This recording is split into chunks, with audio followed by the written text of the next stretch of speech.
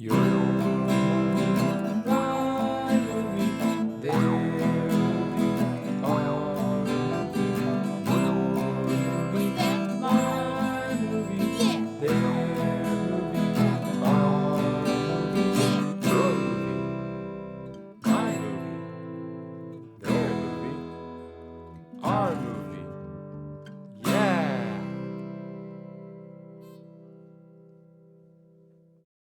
Hello. Welcome to Your Movie, My Movie with Dan and Steve. I'm Dan. And I'm Steve.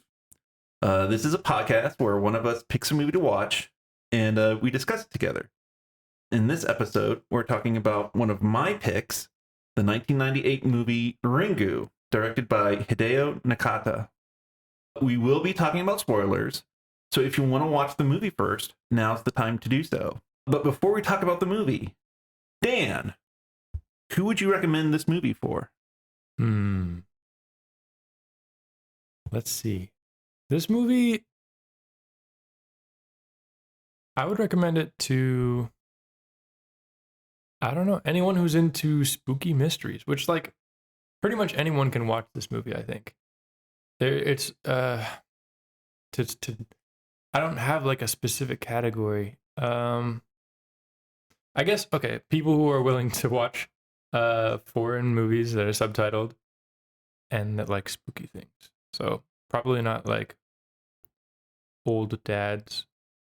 Probably not my dad, you know. Yeah, I don't have a specific category of person though. But pretty much anyone. And if it's like around Halloween time, then definitely watch the movie. Yeah. What about you? Well, so, you know, what you're saying is, you know, like this is a movie that would have broad appeal. Yes, it would have broad appeal. Mm-hmm. It's not like the fastest horror movie. There's not a lot of jump scares. There's like one got me. Mm-hmm. I didn't even write it down. Hopefully I'll remember it. Anyways, I don't know how to describe it well, but I think it has broad appeal. It does require some, like, it's not the fastest movie ever. And if you're like a slasher horror film fan, then it might not be for you.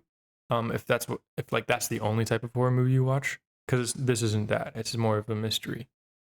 But yeah.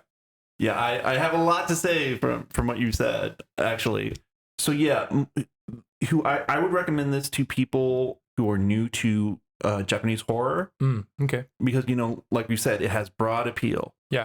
And, you know, that's because it, you know, really handles like universal themes, you know, so it can easily be understood, you know, by anybody who watches it. You know, that what happens in this movie isn't very tied to culture or time or anything like that.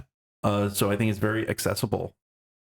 Another thing that you mentioned is like, yeah, people who like slashers, this movie, you know, don't expect a slasher movie from this horror movie. Yeah, because like Ringu is a specific type of movie. It is Japanese horror, but it's a ghost story essentially. Yeah, you know, so it's like supernatural horror. And it's funny. Suspense is the key word in this film, I think. Yeah, it's also suspense and it's also a mystery. And so I was on Reddit the other day, and someone was talking about Kwai-Dan, which is another Japanese horror movie that's also based on ghost stories. And one of the people who posted on it was like, yeah, man, is this movie really scary though? Because there's no blood or gore or violence or anything. So how scary can it really be? And I'm like, you know, there are scarier things than just being killed. There's more to life than just killing. Yeah. Well, it's what can come after, you know? And Kwai-Dan is a movie that we will probably be discussing at some time. But and yeah, you know, I also want to say, like, it's so hard for me to not just make my picks just horror movies. You can if you want. I know I can if I want, but I don't want to. I think it'd be better to, you know, show some range, you know, for our audience first before I go down that route. Yeah, let's get to the bottom of the barrel before, you know, this just becomes a horror podcast for me. Okay, but I think it works well because you have a lot of horror movies. I looked at like because I'm annoying and I'm stuck up and I use Letterboxd. But anyways, I looked at all the horror movies that I have, and it's not very many. So where I lack, you have in abundance. So it balances. Yeah, for sure it balances. But my whole shtick here, I guess, is I'm focused more on genre movies. Yeah. So I also want to talk a little bit more about other genre movies. Yeah. Before I just talk about horror. Yeah. Yeah, the reason why I think this is a great movie to introduce somebody to Japanese horror. And that's why I picked it first for you to watch before I go on about the other Japanese horror movies that I like. Because this movie, I really think it's really great at introducing the cinematic language of Japanese horror movies. Yeah, I believe it. There's a lot of I can see that the language here is deep, and it's quite it does what it needs to do very well, and it's beautiful while it does it. I'm not very versed in Japanese horror movies. I think like the only one I might have seen is House. I have seen a few. I think I've seen more South Korean movies. But yeah. Well, yeah, but House isn't all that much different from Ringu. If you think about it, a ghost story. Well, yeah, I guess it's it's more of a witch story to be technical, but there's a lot of similar things to it. Yeah. And also, the focus for both is, like young women. Yeah. With House, that's a group of young women, like, barely 20. Yeah, if they're that. Schoolgirls, basically. They're high school, I think. Yeah. And then in Ringu, the main character, she's a single mother, with an ex-husband, and she also works as a reporter. Yeah. There's also that the director, Hideo, I'm not sure if it's Nakata or Nakata. So I apologize if I get that wrong, the pronunciation wrong. I'll probably be butchering pronunciations as well, and that's my bad. Well, I'm just going to call him the director. Okay. But he's also the director of what is my favorite Japanese horror movie, Dark Water. Oh, okay. I didn't know they're made by the same person. Yeah. Okay, I've heard of Dark Water, and I've listened to a podcast about it. Yeah, that one's my favorite. But, that movie is also about a single mother, dealing with the problems and issues, of being a single mother. Yeah. Although in Dark Water, it's a lot more highlighted, than in this movie. Yeah. And so, that kind of got me thinking, because it's like, in horror movies, most of the time the victims are women. In slasher films, that's very seen as very misogynistic, because women are always victim and they're always victimized. Yeah. But, I also think that, because, we're filmmakers, we, try to write things, to get the best and greatest impact that we can. But I also think, like, one reason why filmmakers choose women, to be like the victims of these supernatural events and so forth, is because, there's kind of a cultural thing that, women are more vulnerable. So when these bad things happen to them, we're more sympathetic to their plight. And, that's why women are the ones who suffer through these kind of horror movies. Do you have any thoughts on that? I don't know. I think it is interesting. I think it's just, I don't know. It's really interesting. It's a completely different life. Like, it's kind of, it's just not what you usually see as far as, a male storyline. I don't know how to describe it. I guess I'm trying to think of all the horror movies I've seen with, again, I'm not really super qualified to talk about it, but I don't know. There's something about it. It seems like it's almost their tale, like it's about the difficulties almost. It's about, I don't know. I'm just thinking of like Drag Me to Hell and things like that. I don't know. It's about, I don't know. This one definitely wasn't like she was a victim, yes, but she was also empowered. She was the one doing all the work. Well, was she? I guess. Well, there was a couple times. There was a couple times There was that one time where she watches the tape and then, she shows it to her ex-husband. Yeah. And then he's like, well, now I'm part of the investigation too. So I better help you out. Yeah. And he's like, yeah, do you have a correspondent in this place who can investigate something for us? And she's like, yeah, I do. He's a news correspondent. And he's like, could you give me his number? Well, why do you want to talk to him? Well, I'm going to talk to him so you can go and watch out for our kid. Oh, I forgot about that. Yeah. Yeah. But she doesn't stay behind, does she? Or wait, she does a little bit in that. Oh, that's when she takes their son to the dad. Yeah, to her dad. Yeah. Yeah. Yeah. I mean, I don't know. I guess, yeah. I don't know. I'm having a hard time talking about this. I don't know. It's hard to talk about. It's also this gender. Well, I also understand because it's like, this is your first time watching it. Yeah. And I've watched this movie like 5 times. Mm-hmm. So it's like, I can go into these deep dives kind of thing. Yeah. So, yeah, I understand that too. But yeah, that was one of the things I noticed. I guess I will say that there is like a sort of sympathy between the victim, the little girl, and the protagonist. Sadako is the girl. She is the ghost. Oh, right. Yes. Yeah, Sadako's the ghost. And Reiko is the main character, the woman. Reiko. Yeah, Reiko. Okay. There is a sort of like, communion between the two of those characters. And you see that, I mean, we'll get there later, but whenever she's in the well with the little girl, it's very tender. It's very almost mother to child. And I think that is important. And I don't know, I think, I guess it is weird. Like all the women of this story are very much controlled. Yeah, absolutely.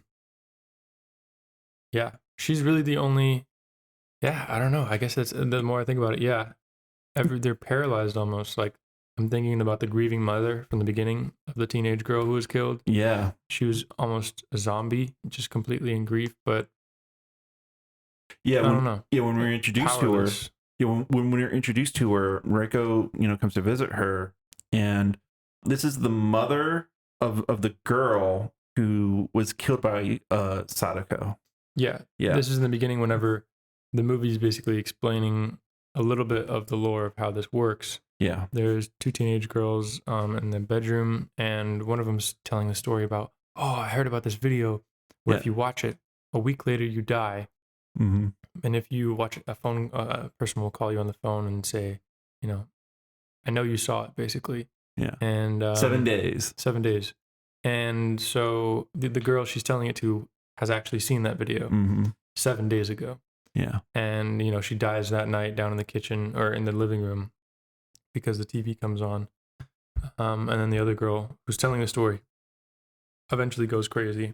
Yeah. Because she saw, how twisted, her friend's corpse was. Yeah. Mm-hmm. And then, that was a different girl, though. That was a different girl because remember, there were 4 who died all on the same day. Oh. Yeah. Okay. So those 2 girls died, but one of the other girl who died of the 4 was like Raiko's niece, I believe. Are you okay? Yeah, because the girl who was insane, she found the one dead girl, but then the other dead girl was discovered by her mother in the closet. Right. Yeah. Okay. Yeah. For some reason, I thought the living rooms looked similar. Yeah. I thought that too, but then I realized. Okay. Yeah. All right. That makes sense. Yeah. Got you. Okay. Yeah. And so that's what springs Reiko to investigate what's this urban legend, basically.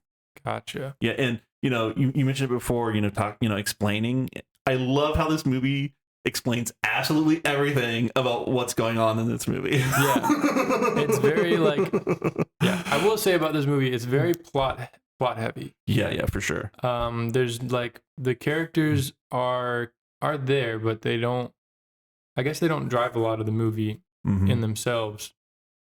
It's a lot about their situation. Mm-hmm. But I mean, that also kind of makes sense for a horror movie, though, because they're in this situation, and because that's another thing that I like about this movie is like there's a ticking clock, and it's a great ticking clock. Oh yeah, it's like this is like watch this for screenwriting 101 if you want to like write genre movies. Oh, for sure. But again, I will say that there isn't a lot of character-driven decisions No, but that's because of the nature.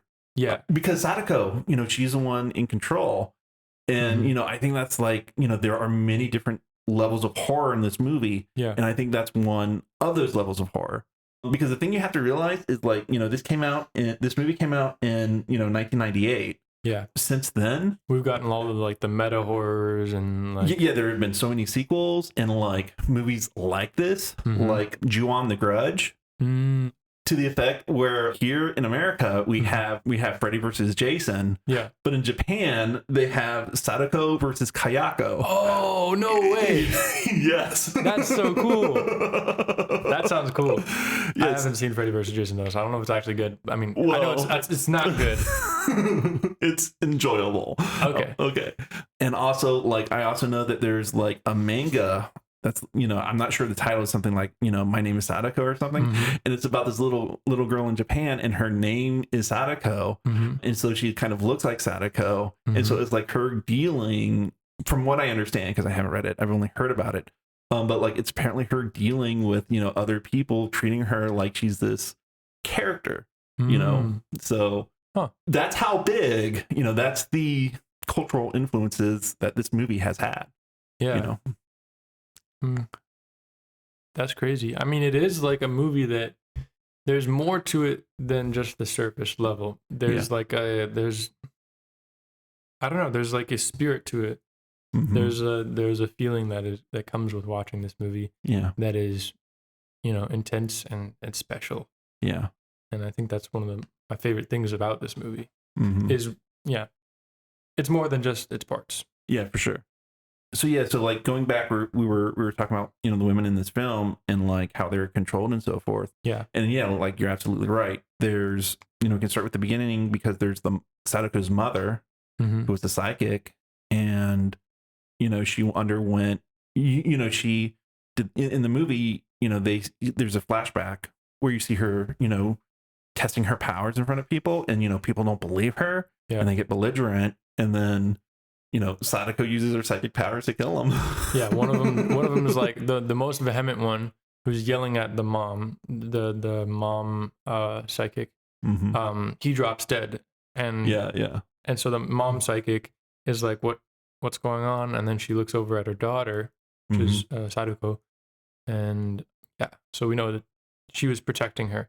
But and I mean that's a great little illustration right there too. Did you notice that the guy died in a similar way to how the ghost Sadako kills people? Did you? Yeah. Because he dies and his eyes roll up and stick in a weird way, and his mouth opens. Yeah, it's very like grotesque face type thing. Well, set up and payoff. Yeah, so, absolutely. So there's that, and then Sadako, she's controlled because she has this power, that she never asked for, that she just has, and she's just doing her best. I feel like that's what she's interesting, because she's using her power. She's the one who has power, even though she's a child and doesn't know how to use it very well. Oh, that's right. She's a woman with power. Yeah. And then she gets off by an old man. Yeah. Because she has too much power. Yeah. And I mean, I think that's interesting because she's just trying to protect her mom, and she wants her story to be told. I think that's the whole reason that she does this this thing. But there's the interesting thing though. Like, she wants her story to be told, but it's like when her story gets out, she doesn't stop though. she doesn't stop the killing. She doesn't. They find a way to stop the killing. You know what I'm saying?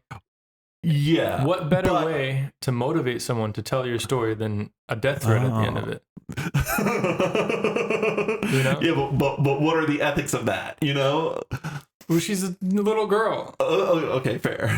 This is the way that she knows how to get her story out. That's my read. No. That's a very good read. I never read. I never looked at it into the way of just someone trying to get their story out. That's a very good. That's dead on. That's dead on for sure. Yeah. I mean, it's about stories. This movie. Yeah. And I mean, past trauma and and cultural. I think cultural trauma and cultural, sins, whatever you want to call them, type thing. Yeah, I think it's very much about that. Mhm. I don't know if it nails the ending. I didn't really get. I didn't really like the ending that much. I didn't feel very ending to me, but I understand. But that's the point. Yeah. You know, I guess so. Yeah. yeah, her curse is never going to end. Yeah. You know, I mentioned, you know, there are kind of several levels of horror in this. I think good horror movies or horror stories, they have like, you know, two levels of horror. Mm-hmm. There's, you know, the surface level horror where, you know, it's just like the monster or whatever. Right. But then you need like another more realistic level of horror that, you know, people can better relate to. The social horror almost. Right. Well, it's more like, okay, well now I gotta ask which horror movies you watched. Have you watched let's see, have you watched Poltergeist? No. What horror movies have you watched? Let's put it that way. Oh, I don't. I'm thinking right now. I'm thinking a lot of The Host. Have you seen Host? Bong Joon-ho. No. Okay. No. I've seen Drag Me to Hell. You've seen a zombie movie. Have you seen a zombie movie? A zombie movie. I've seen like World War Z. Okay. Well, that's not a good example. Zombieland. Well, let's just take zombie movies in general. Okay. In zombie movies in general, or what's the attack? You know, Invasion of the Body Snatchers. Communism, right? That's not a good one. No. What's okay, that? Sorry. Well, so let's take zombies. Let's take zombies. Okay, let's take zombies. Okay. So, you know, the surface level that I'm talking about, we'll have to watch Night of the Living Dead now. Yeah, we have to. Or at least I need to watch it. Yeah, for sure. You'll like it though. I'm pretty sure you'll like it. But anyway, so yeah. So the surface level horror for that one is the zombies, you know, the undead coming out and, you know, you can't stop them unless you shoot them in the head. And they're just, there's so many there and they're just relentless and all they want to do is eat you. Right. Yeah. So that's one level of horror. But the other level of horror is that you're a survivor and you're trapped in a house trying to fend off the zombies, but then you're all people and you all disagree. And now not only do you have to watch yourself for the zombies, you have to watch out for the other survivors. Ah, yeah, and I just spoiled every zombie movie ever. Yeah. I mean the monsters aren't usually the monsters. Yeah. The monsters aren't the people you need to watch out for. Yeah. So here, what are you saying the second level is? Is it that the oppressive sort of male society?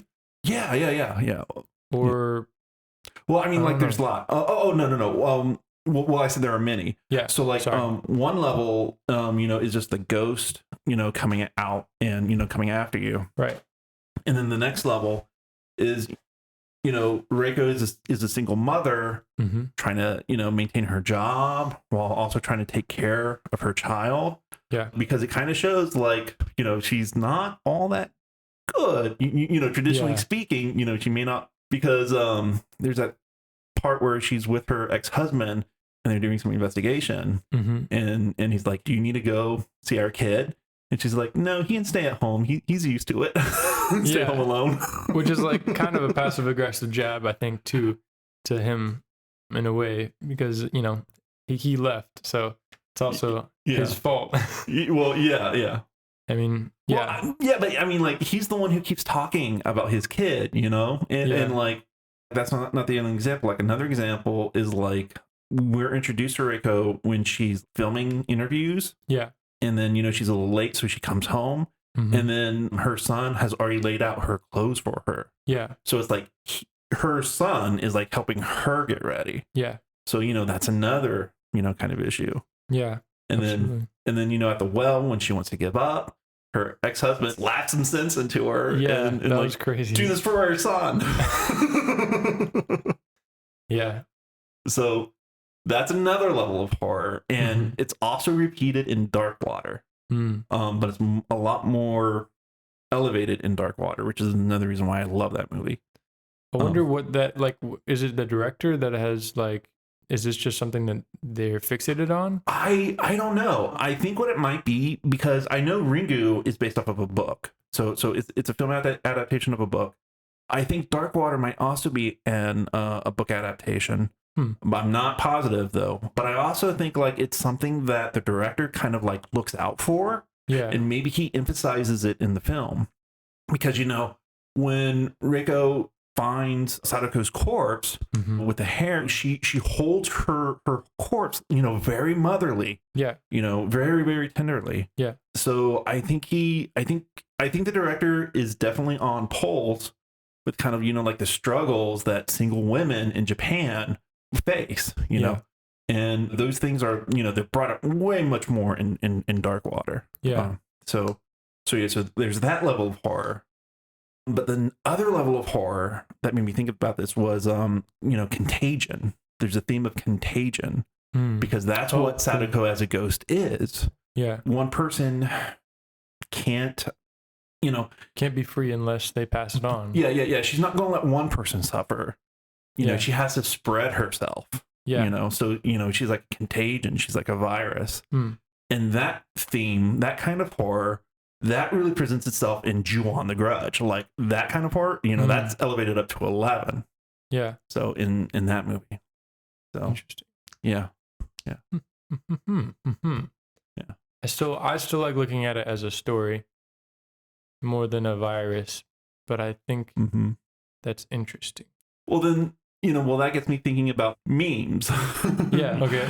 Yeah. Like, well, I know that there's some science fiction story out there that deals with memes as a virus and as contagion because it's like, people may not know the original story, but they know the memes from things. Yeah. So, but that's, just an aside. So, stories can become viruses. Stories can be spread. Yeah. Yeah. It's true. Yeah. Yeah. So how do we want to start talking about it? Yeah, after 30 minutes? Exactly. I know. I mean, we could just talk about more. Okay, so it's interesting too that, the dad is the one that kills her. But is the dad also who's... You mean Sadako's father? Sorry, yes. Sadako's father who killed Sadako. And he was also the doctor, right? Who had an affair with his mom, with Sadako's mom, right? While he was experimenting on her. If I remember correctly, what might have happened is the psychic married the doctor, and then the psychic got pregnant, but they're not sure if Sadako is the doctor's daughter. Right, because there's some sort of immaculate conception. Well, I mean, speaking about the American remake, like, in the American remake, they don't mention psychics at all. Like they don't explain that one bit. Does she even have a daughter or a son in the American version? The reporter? Yeah. Yeah. Oh, she does? Okay. Yeah. I don't remember all of it. But the things I noticed, let's talk about, I guess, the similarities between the American and this one. Okay. It's been a while since I watched the American version. Yeah, me too. But I do remember being like struck by the atmosphere. Yeah. And especially when they're on the boat, the ferry. Yeah. The water is emphasized a lot. The opening shot of this movie is of the water. Yeah, I wrote that down.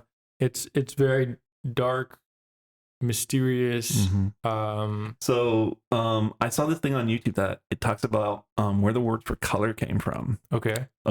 And they were like, the first words for color that men create, that a culture creates, is black and white. So if something is green, it's still black or white, and so on and so forth. So like dark and light almost? Well, they just haven't developed the need to differentiate black from green, from red, from blue. Got you. Okay. So black and white are the first ones that come up. And then after that is red, because red is usually dangerous. And then after that, it's blue, because, then we have the blue sky. And then after that, we get more into green. And, in some cultures, if you put something that's blue and green together, they'll say it's the same color.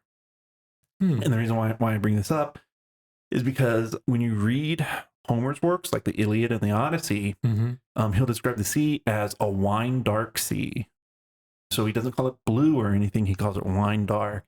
And, looking at that, opening shot, because it's so dark, you can tell like the water's not black. It's like really dark. That reminded me of that. Yeah. Yeah. And I think that it's interesting because it's a theme This movie is very spiritual in a lot of ways, or something.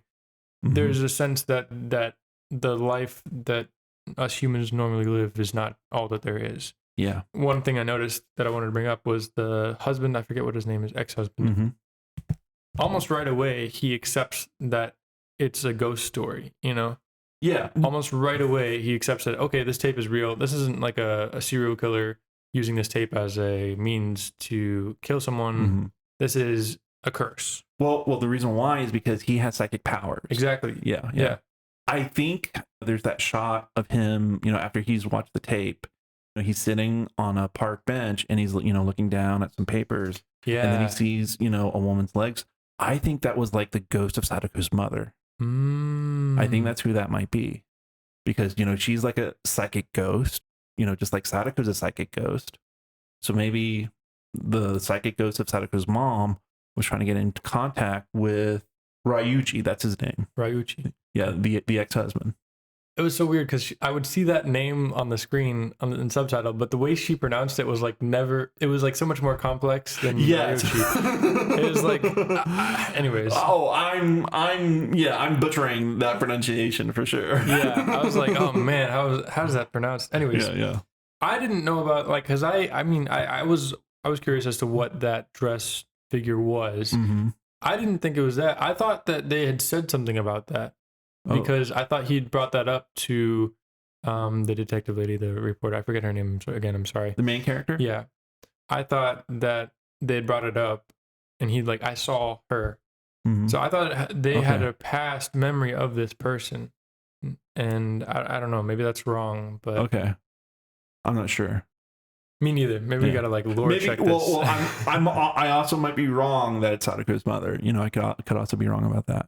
Because I don't know. It seemed like, well, maybe not. I don't know. Anyways, that was weird. And also, I still don't understand why he didn't get called. Yeah, that is very weird as well. Yeah. In my head, I was thinking, well, maybe he didn't watch it all then. Maybe what he did was he watched part of it or whatever, then stopped it. Mm-hmm. And then he had the main character, she copied a tape. He's really like, here, make me a copy. Mm-hmm. So she goes and makes him a copy. She gives him the copy, and then they watch the copy together. And but he also didn't get a phone ring then either. So yeah, that was weird. I don't know how. Or maybe he watched it at home. Yeah.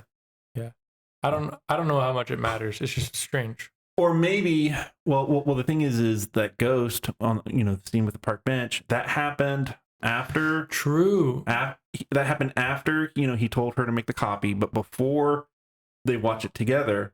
So maybe what he did was he watched the copy after the ghost visited him, because you also should remember the son eventually watches the movie. Yeah. Why? Because the ghost of the main character's niece told him to. Oh, snap. I didn't notice that. So maybe that's, or maybe I'm like, I think my thing is, maybe this is because he has the ESP. Uh-huh. After he watched the video, instead of a phone call, he got that visit. That could be it too. Because, yeah, I mean, that could suffice for the phone call. Yeah. I don't know. I feel like we're fans of the Star Wars prequels. Yeah, I feel like everyone already figured all this out, and we're just grasping.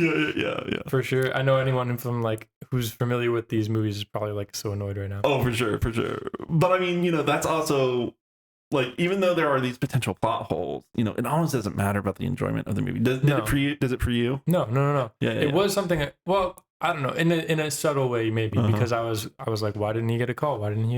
Yeah. It was something I was thinking in the back of my head. Right. Because I wasn't sure if it was significant or not. Right.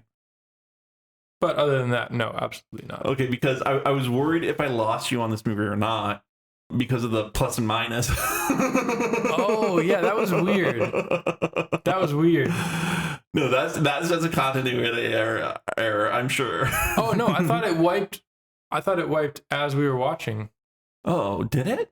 I don't know. Maybe we'll have to watch it again. Oh, okay. I just thought it was continuity error. No, I thought, because I was like, why is that in the foreground so much? I thought that might. We'll have to watch that again.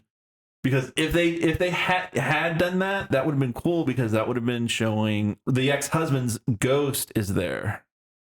That might be, if that happened, that could be like, foreshadowing that the ex-husband's ghost is there, because then later in that same scene, the reporter, she's like, what did we do wrong? Why did he die?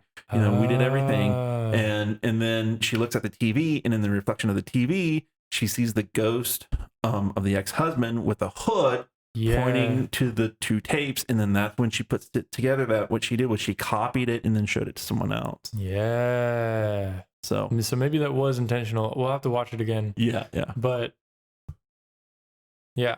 One thing I want to talk about is the cinematography of this movie. Okay. It's really, really interesting. Because, like, it's not like, I grew up here in America and the US.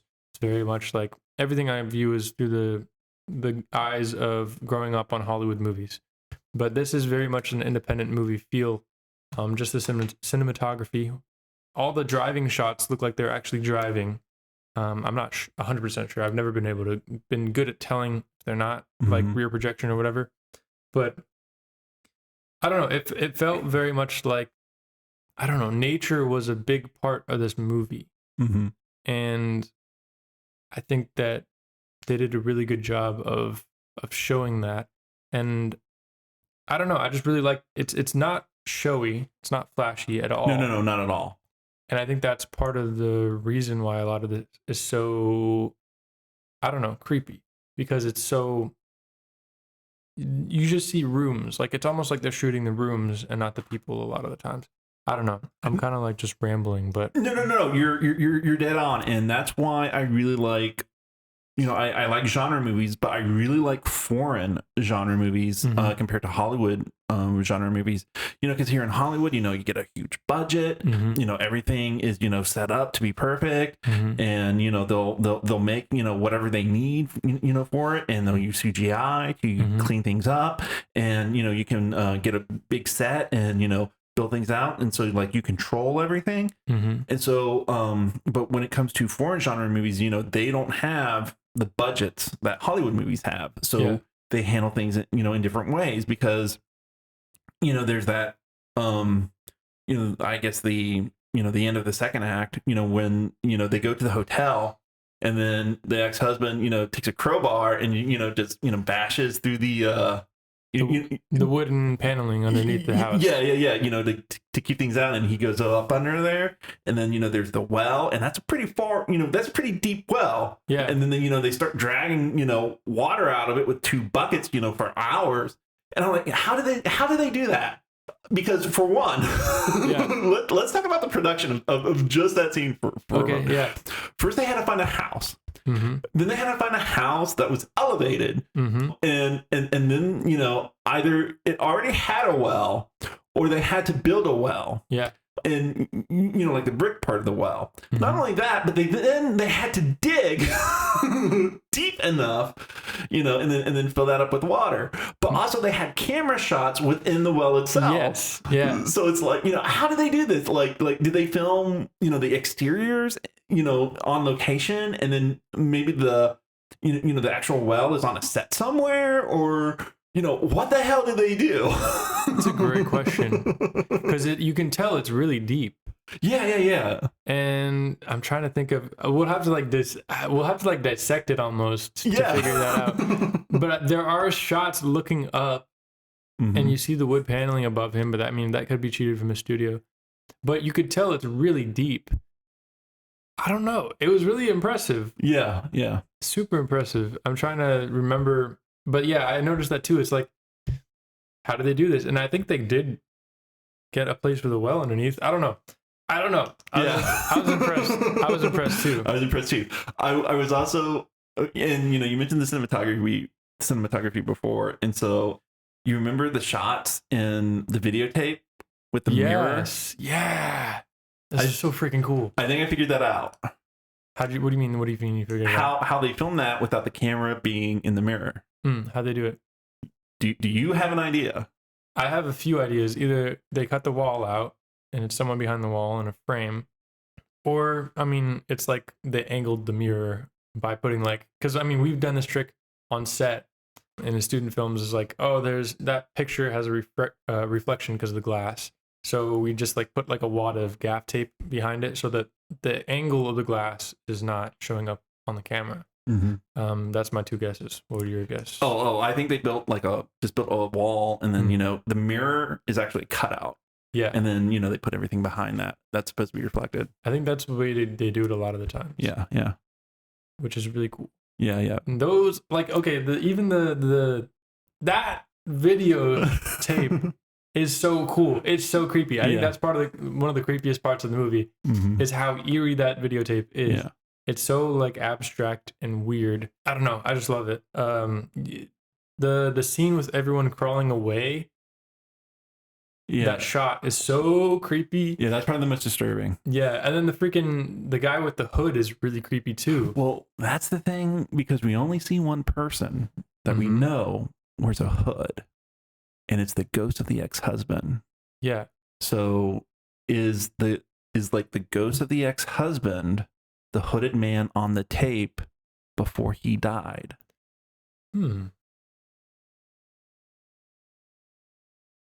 That's interesting. I was just thinking, after I saw in the end the ex-husband with the hood on, I was thinking that maybe that was the doctor or some past victim. I don't know. We'll have to rewatch it and then see if the clothes that the ex-husband wears when he dies are the same clothes as that hooded man on that video. That would be really interesting. Yeah. But just something about that, like, just hooded people in general are terrifying. Yeah. Do you know about Silent Hill 2? No. Do you know anything about Silent Hill? I know it's spooky and it rains a lot. Okay. And there's a lot of like cool sound design stuff. Okay, fair enough. So that's very supernatural, psychological horror as well. And there's this figure called Pyramid Head. So like he wears a metal, a metal hood, very similar to that. But he also wields like this, gargantuan, sword. Yeah. So, I kind of wonder, like what's up with the Japanese, cultural implications of, those hoods. I wonder that too, with a lot of like, how much of this is cultural and mythology? Yeah. And yes, that was something I wondered while watching this movie too, is like, how much of this is like cultural mythology? How much of this would people recognize like, oh, this is reference to this, old tales? That's something I'm really fascinated by too, in general. And I mean, even I don't know, like even the word goblin struck me as weird, because it's like, what is it? I wrote it down. There's like something about brine and goblins. Yeah. Frolic in brine, goblins be thine. Yeah. Like I watched I watched a YouTube video like talking about Pac-Man and how the ghosts aren't actually ghosts, they're just like creatures. But I just wondered if that like is a cultural like actual creature, if it's a different word than goblin, because we have an idea of a goblin, but it might be different than the Japanese idea of a goblin. Yeah. Maybe that's maybe it's more of a ghost, like Sadako. Yeah, Sadako. Sadako. Maybe it's like a ghost like her. I don't know. I just thought that was really interesting. But there's something interesting too with the curse of the water and the unknown, and the mom looking out of the water for hours and hours on a day, just murmuring a non-human language to herself. Really interesting stuff. Like, what is that? What are the implications? What does it mean? And I don't know. I just thought it was freaking cool. Well, you're talking about the cultural implications, but I think the implications within the movie is that, okay, so Sadako's mother married the doctor. Yes. But Sadako would spend her time out in the water, and then she got pregnant, and then the doctor was afraid that Sadako was not his daughter. But Sadako had great psychic powers. So I think the implication is something from the water is what impregnated Sadako's mother. Interesting. And now this has become a Lovecraftian horror. Absolutely. I mean, it is Lovecraftian. I mean, yeah. It's very interesting. There's I don't know. I just think it's about the darkness and the unknown Mhm. and existence. I don't know. Yeah. One thing and another thing. I'm just jumping all over the place. Yeah. Let's and I'm jump. sorry. Let's jump. I'll jump with you. I think it's really cool. I mean, again, we were talking about sort of the masculinity and sort of the, I think it is about that. Like, okay, so the mom, Mm-hmm. the ESPN, sorry, ESPN mom. Anyways, Yeah. the ESP mom Mm-hmm. is not believed. She tells the whole town that the volcano is going to erupt. No Mhm. one believes her, and they all die. Mhm. And she's like, "I freaking told you." I mean, that's like, there's like a saying that's like, "Believe women." You know what I'm saying? Yeah. Because for so long their voices have been suppressed, Yeah. and yeah. I think that is part of the reason. This part of the message of this movie, whether that's conscious or unconscious, is that I think again I'm gonna hammer home that the story is being spread by the little girl, and it's the story that matters. But I mean, I don't know. There could be better ways of doing that, like actually showing that her dad killed her. But anyways, Well, they do show her dad killing her. yeah. Well, that's weird too because like the tape changes over time. Yeah, well, I mean, Or something. in comparison to the American version, like the American version, we see that tape a lot, and then we see it a lot how it changes, which adds to the spookiness of the American version, Mm-hmm. but we don't really see that in the Japanese version, for some reason. And I feel like if they did that more, if we did see that, Mm-hmm. I think that's one thing that the American version has over the original Japanese version, because that's spooky. Things aren't supposed to change. Yeah. It's a VHS. It's not supposed to change. Yeah. But we don't get to see too much of that. And I would have loved to if they did that more, and like if more clues was put into the original Japanese version, a lot like in the American version. It's a great storytelling device to be able to like, oh, here's an extra clue that you didn't realize or that changed. Yeah. Well, I mean, I wrote my own horror short, based off of that. Where someone took a video of something, and then they come home and they look at it and it's totally different. It's like, oh my god. Yeah. There's like, I mean, isn't that like what Paranormal Activity? That's like the whole appeal of that series, right? Well, Paranormal Activity is different Because it actually happens. Yeah, that's what's scary. That's what's scary. But the tape doesn't change. The video footage that you record doesn't change. Okay. It's what you're fucking recording in the first place that's scary as hell. Yeah. Okay. My bad. Never mind then. Disregard. Yeah. Similar, but not the same. But it's okay. What else did you like about this movie? Like, okay, well, let me talk about. One thing, because you were talking. Yeah. Because I don't want to get too far ahead of it, too far from it, because you were talking about like the significance of the sea and all that.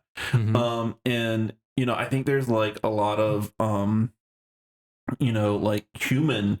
Like that's a human theme. Yeah. Absolutely. Because what's under the sea is scary. Because there could be anything under there. Water is a sort. There's that whole archetype of archetypes of symbolism, where water is where we come from, so it's a source of all life. Yeah. So it's a source of our life. But what's still down there, we don't know, and it's so different from us. It's so alien from us that it's scary. Mm-hmm. So I think that's like another aspect of it. Japan is a bunch of islands. Yes. And so, they're surrounded by water. And so, they've been protected by that water. Yeah. There's the whole thing about the kamikaze, which is the divine wind. Mm-hmm. The Mongols, I believe it was the Mongols, they tried to invade Japan twice. And like both times they were pushed back by storms. Mm-hmm. Caused by around Japan. Yeah. So it's like water protects Japan, but it's also scary. It also isolates them.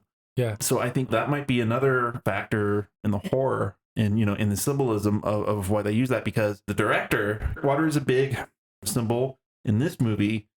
In his next movie, Dark Water, it's even bigger. Yeah. I mean, it's huge. It's everywhere. It's in the well. Yeah, just buckets of murky water. Yeah, that shit's black. Yeah. If you've ever been to an actual pond, that's actually what the water looks like at the bottom of the pond. Yeah. It's nasty. When he went down in that well, I was like, that is a brave man. That is disgusting and terrifying. Yeah. You're gonna go down in a tiny well where you know a skeleton is. Yeah.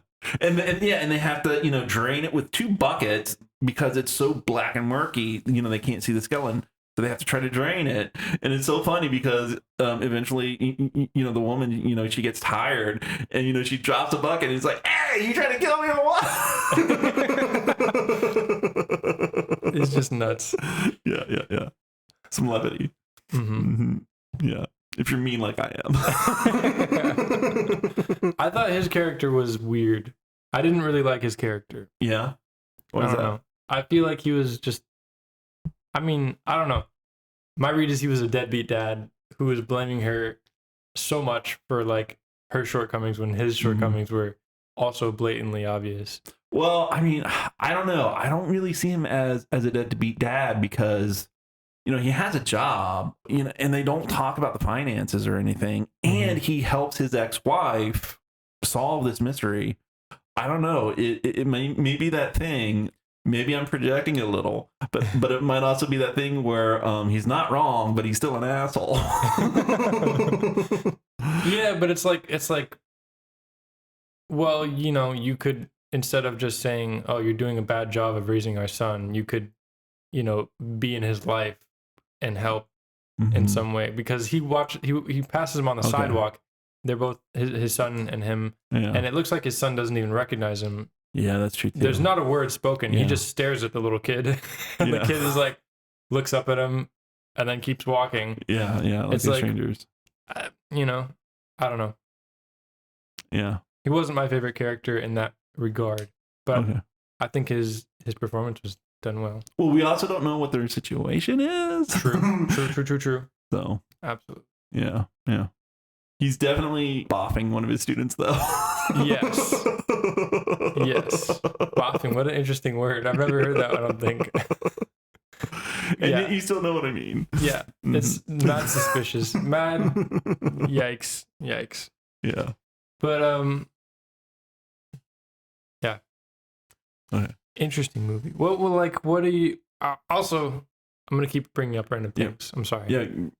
TV shots.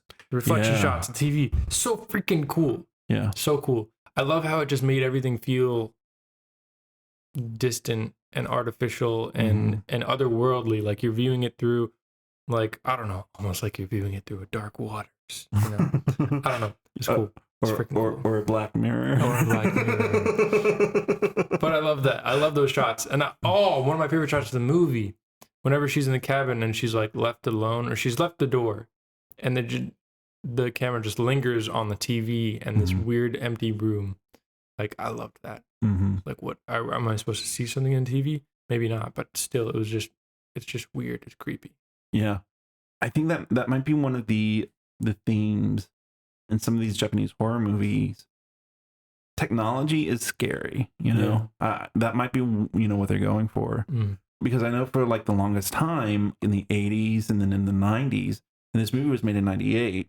Asian countries, especially in Japan, they're the big developers of consumer electronics. So yeah, it is very interesting. Like they use TV screens as mirrors and all that. They're surrounded by this consumer electronics. They see it day after day after day. This movie kind of like puts a horrific spin on that in a way. Yeah. And it is weird. Like it's got to mean something that she literally crawls out of the TV. Yeah. To kill Professor. Yeah. I mean, it's interesting. It's weird. I don't know. It is also like, growing up in a very like conservative household, it was also sort of like a fear of the TV in that it's the culture is polluting in some way. And I wonder if that's part of it too. I know that there's a lot of, I don't know, there's always a struggle in like, watching Kurosawa movies or like Ozu movies. It's very much like after World War II, culture was pushed upon them. Like U.S. culture was pushed upon them. And I wonder if that's like part of it too. I don't know if that's part of it or if I'm just like blabbing. But to me, culture was always seen as like dangerous in my household growing up. Sometimes was Mhm. like, got to be careful what you watch type thing. And I don't know. I mean, yeah, it could have been part of that too, Yeah. in a way. Yeah, well, you bring up a great point because, like, the way this movie starts is, it's an urban legend. Mm-hmm. And urban legends are, scary stories. Mm-hmm. You're not supposed to listen to scary stories because whenever you hear an urban legend, it could happen to you. Yeah. And these urban legends, oh, well, I heard this from a person. But this person heard it, from that person, and then he heard it from that person, so it's real.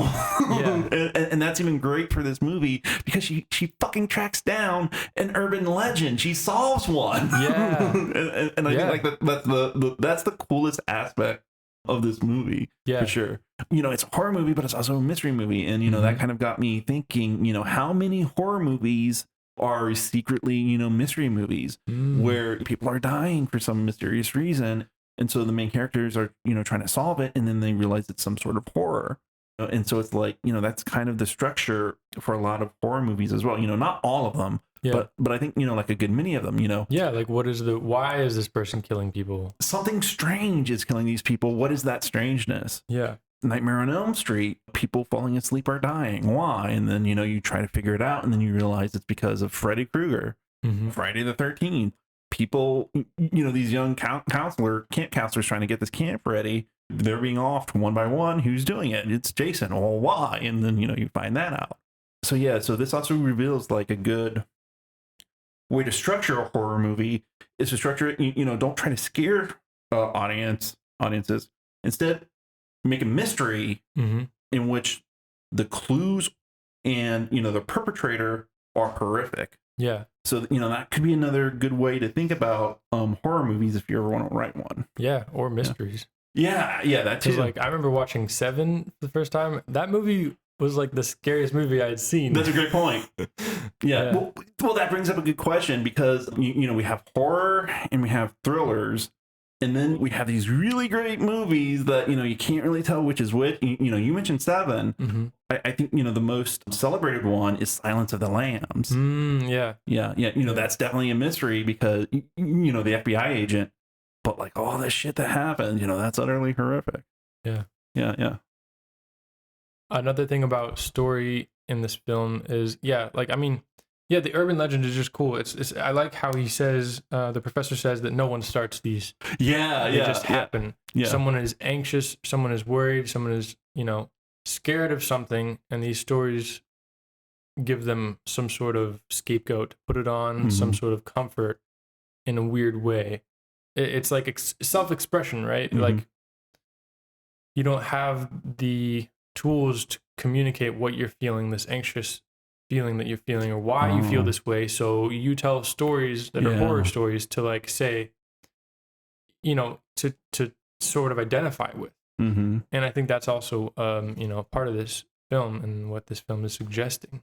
Yeah. And I think again of House, which is about, maybe not, maybe this is me driving home the wrong point, but that movie is about the aftermath of the A-bomb. Yeah. And the aunt losing her husband. Yeah. And I feel like there's similarities. There's flashbacks in black and white in both films. I don't know. It was just and an eruption, Yeah. I don't know. That could just be me annoying American, reaching for straws and that aren't there, but it's weird to me. It's interesting. We might get into it when we watch House, which we have to do eventually. Okay. Yeah, absolutely. But I just think of David Lynch too, and like Twin Peaks and how, sort of spoilers, I guess. Eraserhead, all of it goes back to World War II. A lot of these movies that are made by, Gen Xers and before Silent Generation, whatever, have a lot to do with World War II and then the changes that happened and made, everything changed, globalization, stuff like that. Yeah. I don't know. Yeah. Wow, we went through a lot. Just shouting out random themes. Yeah. There was something I was going to say before that. I don't know. Storytelling, urban legend. Oh, I lost it. It's okay. Sorry. No, it's not your fault. It's great. No, that was great. Let's see. I don't know. What else is there to talk about? I don't know. I just think it's cool the spiritual aspects are weird and interesting. Yeah, yeah. I know what I was going to talk about, because you were talking about how basically after World War II, Japan was forced to westernize. Yes. Yeah. Where that really comes to the fore, I think, is when we see the funeral. We go to her sister's house where they're holding the funeral, and everybody's wearing like, you know, Western clothing, Western style clothing, basically. Yeah. Then in one of the rooms in the house, you know, it's set up where basically a shrine, a funerary shrine, you know, for the young girl. Yeah. And then everybody in that room, you know, they're sitting on tatami mats, you know, and they have their, you know, shoes off and all that. So it's like, it's very culturally Japanese, you know, in that room. And, you know, it's kind of interesting, where, you know, like in their day-to-day life, yeah, they're very, very westernized. But when it comes to like, you know, that important ceremony of mourning someone, you know, that's when they're, you know, their culture really comes to the fore. Yeah, you know what I mean? They go back to something older. Yeah. Older for them, traditional for them, and comfortable for them, you know, so that they can mourn. Yeah. I mean, I watched, I think it's called Ikaru, which is have you seen that one? I've heard of it, but I haven't watched it. But half of that movie takes place at a funeral. Okay. So I don't know. It was just interesting to see again that sort of large shrine and all the people gathered around it, and yeah, it was just interesting. Yeah. And I don't know. I think of funerals and Ikaru too. It's like a funeral is a place to tell stories as well of people's lives and how, you know, they lived and the way they affected things. Yeah. It's just cool. Well, whenever I see a funeral, naturally what I think about is the weird social awkwardness of it. Yeah. Because you're all together with your friends and family, you know, some you might have not seen in a long time, and then you get together and you eat dinner, but it's to mourn someone. Yeah, it's like, don't laugh, don't make jokes. We're supposed to be sad, but also we're around a table, you know, being a community. Being a community with people that we care about and love. Yeah. And you know, the part where, you know, that really comes to fore in Ringu is when you know, I guess she's talks to her dad, and so she leaves her, you know, she asks how her sister is doing, and she's like, yeah, she's alone in her room, you know, it's not good to, you know, just leave your sister alone in the room, she's not doing well. And so she's like, okay, well I'll go help in the kitchen. And then, you know, she leaves her son you know with her dad, and you know, so the son stays with all the other older men, you know, near that shrine. And then she, as a woman, you know, goes back to the kitchen, you know, to help with, you know, the other family members or, you know, just people there doing that work of, you know, getting food ready. Like in the background, I don't know if you saw it, but in the background, there was like these two women, and like they had this huge case full of like bottles full of some beverage, and like they're hauling it in the background towards the you know, towards the refrigerator. I didn't notice that. Yeah. That's hilarious. Yeah. Well, I mean, you know, I've watched this thing so many times that now I can look at the background and notice these things. Yeah. It's like, yeah, that's the weirdness of a funeral. Yeah. It reminds me of like weddings too. Like weddings and funerals are very tied together. Yeah. And there's jokes about that too, but like it's interesting. Funerals are weird. Yeah, for sure. I don't know. I still think it's cool that, like, I don't know, sort of spiritual explanations for things are always interesting to me. And they have an extra spookiness. I don't know. I don't know. Well, you know, I think that's why supernatural horror can be scary. Yeah. Is because death is something that every single person who has ever been created has to go through. Yeah. Everybody dies. And the scariest thing about death is we don't know what happens after. Yeah. And so many people make claims about what happens, but because death is something, you know, that let's just, for the sake of argument, most people haven't come back from. Yeah. You know, we can't know for sure. Yeah, no one can send messages, you know? Yeah. There's whole movies about that. Yeah. Well, I mean, there's whole philosophies about that and, you know, how we should live our lives. And, you know, there are real world implications for how that goes on. Horror movies don't really scare me. And, you know, supernatural movies, you know, they don't really scare me either because I don't really believe in the supernatural. But, you know, thinking about that, that is very interesting. That's why it is horrific, you know, to some people, you know, to a lot of people. You know, like I said before, you know, some things are scarier than just being killed. Yeah, absolutely. So yeah, I think that's the crux of it. And a mystery that can never be solved is terrifying. Absolutely. And it's a mystery movie. Yeah.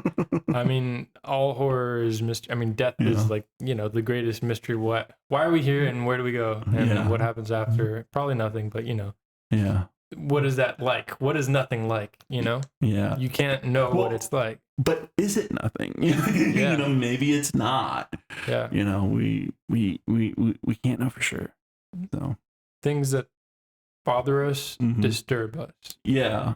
Yeah. And well, there's also that not knowing, you know, no matter how much we want to know, we can't know. We just can't. And so at some point, maybe you have to come to an understanding about that. Either that or just live with that angst constantly. Yeah. and write stories about it. Yeah. Yeah. It's cool. Yeah. Yeah. It's very cool. Yeah. I feel like so, I don't know. But I did want to ask, so the doctor, was he alive? Was he the guide that got them across the river again? Was that the doctor? I don't think so. I don't think so. Let me. Because if so, why the heck is he still alive? Yeah, because that was great. That was great because they're on an island where Sadako's mother, Sadako, and then the doctor, they all lived and they did all that stuff. Because they track it down. They track down the house that they used to live in. Yeah. Because they see the mirror from the spooky tape. Yes. Well, the professor has a feeling and he opens a door that he wasn't supposed to open. Yeah. So he has an ESP thing. Yeah. And so he finds the mirror. Sorry. Yeah. He uses his psychic powers, you know, to solve that. And so then there's this guy, and like we're not sure who this guy is. Let's see. But they were just talking about the doctor, and you know, I don't know. I think it is the doctor, but I don't know. It's not the doctor. Oh, that guy. Apparently, that guy is Sadako's mother's brother. And apparently he was extorting her. Crazy. Yeah. So he witnessed all of this. Still, why is he still alive? I guess it's like a plot thing. Maybe it's nice. Well, they got to figure it all out. Also, somewhere. The story must be told. Yeah. That's part of it. Because he's part of the witness, you know? Yeah. Maybe that's what it is. But whenever he drives him over, he's like, maybe she wants me to drown because there's a storm. Again, with the wind symbolism, there's a storm on the day they have to go back. Yeah. I don't know. And I can't help but wonder, was it really that windy that day? Or no. No, they had a fan and they had some people yanking on the boats. Well, okay, hold on before we get there. So what happens is, they find Sadako's uncle basically, and he doesn't want to talk. But what happens is the ex-husband grabs him. And so he has a psychic, you know, basically post-cognition. Yeah. Where he has a psychic flashback where he and the main character, they witness what happens at that time when the mom has to prove her ESP to all those reporters. Yeah, and then Sadako kills that guy. Maybe that's what he was extorting his sister over, that he knew it was Sadako who killed them instead of it, you know, being a mystery. I don't know.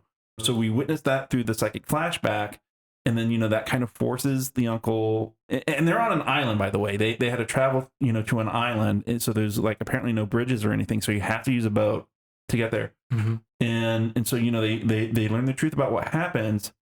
and the deadline the next day. The main character the next day will be 7 days for the main character. Yeah. So now that they know what happened to Sadako, that the doctor killed her and put her in a well, and they know where that well is, well, to save themselves and their son, they have to go back there and get Sadako's remains, and that will save them. They think, but they're on the island, but there's a typhoon coming.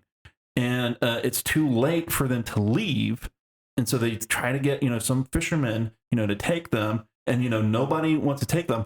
In the background, I'm not sure because the camera focuses on the main character, but in the background, I think you can see the ex-husband trying to talk to some fishermen. Mm-hmm. But I also wonder, like, are they like doing a fist fight?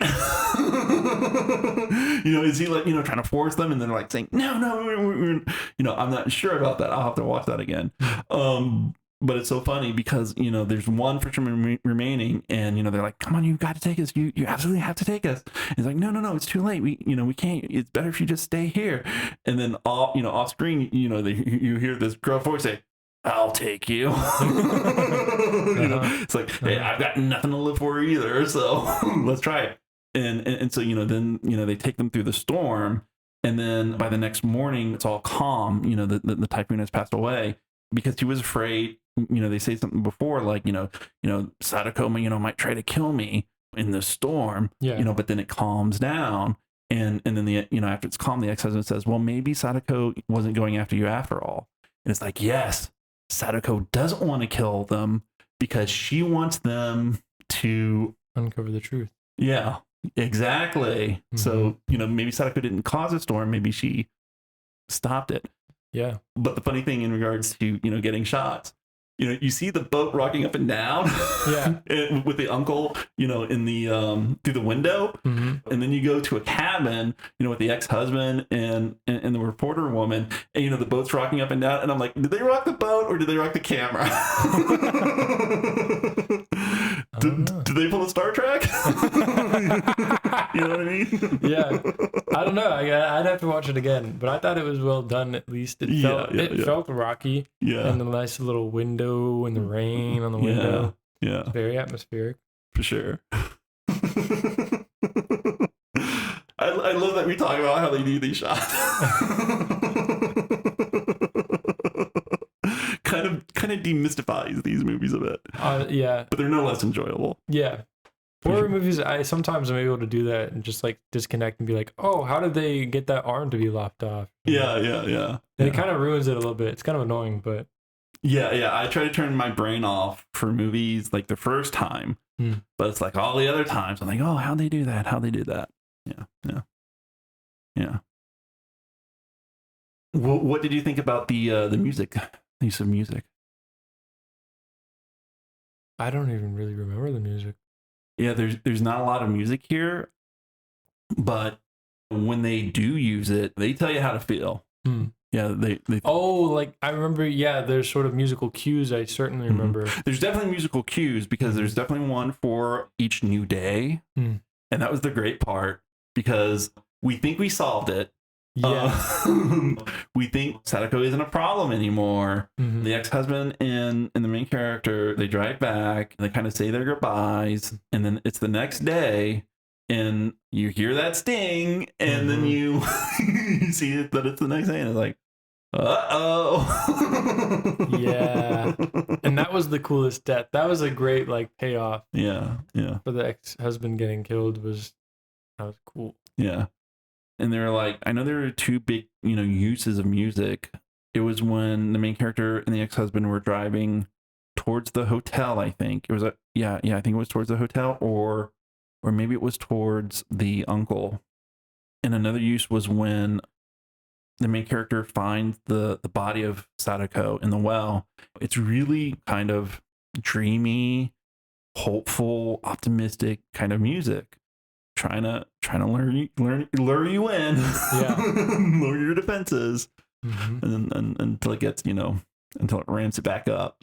Mm-hmm. Yeah, it was a freaking great movie, man. Okay, I'm trying to think of anything else do we want to talk about anything else especially?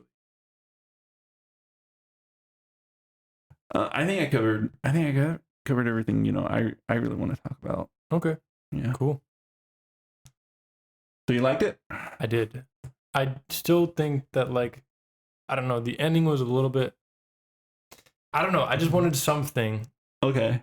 other than like the plot, the reasons to be explained. It was like a voiceover where, she's like, the reason I didn't die is because I copied it, and that's what we'll have to do forever now. Just copy it and copy it and copy it. Mm-hmm. Will it ever stop? No, it'll never stop, basically. Yeah. I don't know. I was a little underwhelmed by it, and it felt like it just ended. But Mm-hmm. I did like the movie overall. Yeah. Well, that's because that's part of the horror of it, is that it'll never stop. And this is a franchise that has never stopped. Yeah. One of the things that I noticed about the ending is that, she drives off in the distance. Mm-hmm. And did you see the special effects storm clouds? Oh, yeah. Yeah, I did see those. Yeah. Yeah. It reminds me a lot of the end of Terminator. I haven't seen the Terminator movies. Oh, okay. Sorry. It's fine. I mean, all you really need to watch is 1 and 2, and then after that, they're all optional. Yeah. Yeah. But yeah, I liked this movie a lot. And I liked one thing I didn't say that I wanted to say. I'll just say it real quick. Say it. The cinematography was really cool, and it reminded me of like landscape photography. Mm-hmm. And just the way the sunlight plays through the trees, the way, I don't know, the greens are very pronounced. Even when they're on the beach and they're talking to the doctor, or the uncle, or whatever, Mm-hmm. and like he's falling on the ground, and there's like this massive fallen tree behind them. It's so gorgeous. Just like the places they choose, amazing. Yeah, that's basically what it was. Well, I think one of the reasons why the cinematography for this movie like works so well is because it's right before digital digital cameras and CGI effects weren't as in use. Yeah. They were just getting started, but I'm sure they weren't available yet at an affordable rate in Japan for a little horror movie like this. And so like there's a lot of it really adds to like the realism of the movie because it doesn't look like a Hollywood movie. Yeah. It doesn't look like a Hollywood movie. Also, like the lighting of this movie is really fantastic. That's another thing I wanted to talk about. I'm sorry that we're no, it's fine. It's fine. Okay. Like the lighting is really interesting, and it always made me wonder. I mean, I started talking to our friend Alice, and they'll always call out lighting. And so I started paying attention to it in more movies.